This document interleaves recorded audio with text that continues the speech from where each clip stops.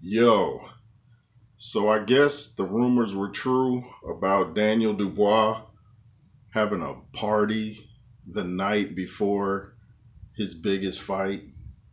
Are you serious, man? Are you serious? Most professional athletes party after the goal's been accomplished. You know, you win a big game, you win a championship in the NFL, NBA, MLB. You party then. You don't party before the big fight. Not to try to insult anybody, but it's like, what are you thinking? Dubois shows up to the arena while Alexander Usyk's getting his hands wrapped. He shows up late. Don Charles says on the interview, I don't really like my fighters to come in too early. I guess he's talking about nerves. But did they do that for the AJ fight? I don't think so. He might have partied before that fight, but this is Usyk you're facing. Why would you party? Then I hear he shows up with like 60 people that were from the party, and Daniel's dad tells Frank Warren or somebody, Daniel's not fighting tonight unless these people get seated. So it looks like something was happening that Teddy Atlas pointed out with the fighter he knew. I think they were trying to give themselves an out because they figured Daniel probably will lose that. So they could say later, well, he was partying and, well, we didn't fight because, you guys couldn't find seats for these 60 people. But Teddy Atlas mentioned there was a fighter he knew that would like go to a bar or something and drink during the day. And they're like, why aren't you training? Why aren't you training? And he kept doing other stuff, never would train. But Teddy found out during the wee hours of the morning, like 2 a.m. and 3 a.m., he was training hard as all get out. But he was giving himself an out. So if he lost the fight, he could say, hey, I didn't train. I was, partying.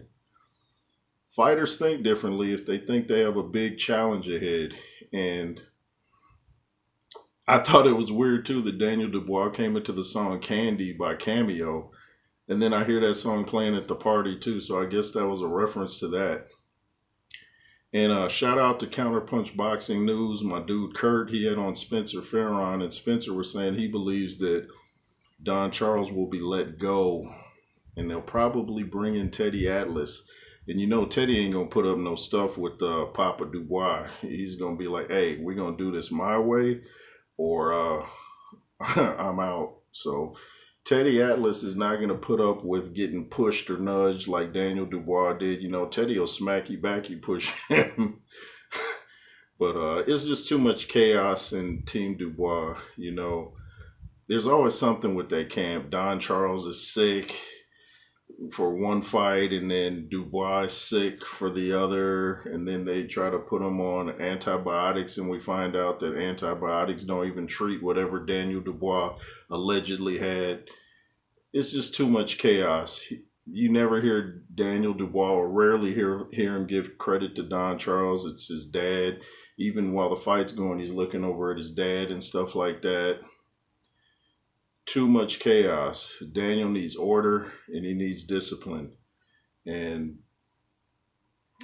there's just no way anybody as a professional athlete should be partying like that before the biggest fight of their career. Even if it's a small fight, you want to treat every fight like it's the most important fight of your life. You don't go partying. It's not professional. Not at all. Not a good look for Team Dubois. Can he bounce back? I don't know. Sounds like the dad is not sure what the future of Daniel is.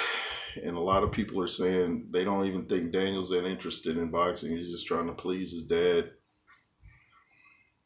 It's a tough sport to try to please someone else, and you could really get seriously injured or worse if you're not focused. You don't want to be in the sport for the wrong reasons.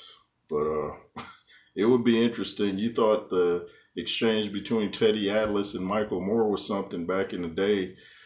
Can you imagine the back and forth with Teddy Atlas and Daniel Dubois in the corner? He probably would slap down you like, hey, wake up, wake up. Teddy Atlas does not play. In fact, I did a review of his audio book a couple years ago. One of the best audio books I've ever heard. I forget the name of it, but check it out. You could go type in Jonathan or J. Roos Theory and type in Teddy Atlas review, and you'll see my review of it. And Yeah, you should listen to it. But too much chaos in that camp. And like I said, shout out to Counterpunch Boxing News. They had a great interview with Spencer Fearon, who was dropping bombs. What else was Spencer saying? Oh yeah, not only that, but I hear that Team Dubois didn't even want to pay the sparring partners what they deserved. Didn't want to pay the driver that brought him to the arena late. Like, hey, you don't need to be paid. You're getting a privilege by driving Mr. Daniel Dubois, the heavyweight champion. But it's my little baby in the background. But what do you think of that? Do you think that was right? What happened? No comment. But yeah, there's too much chaos. That you need order, you need calmness in your corner, and you don't need chaos. Dubois kept saying he was going to bring chaos to Usyk. That's not what happened. This is the first time ever that Usyk has said he's going to knock someone out too, and he did that. He did that.